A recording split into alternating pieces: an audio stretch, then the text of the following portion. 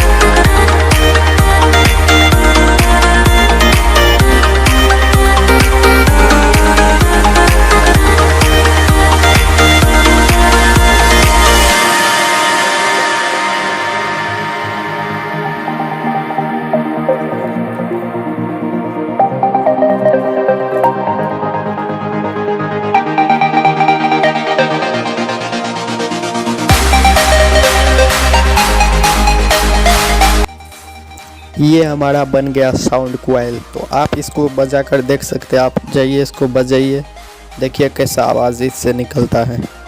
तो हम मिलते हैं आपसे कोई नई वीडियो के साथ। तब तक के लिए जय हिंद, जय भारत। सब्सक्राइब जरूर कर दीजिए।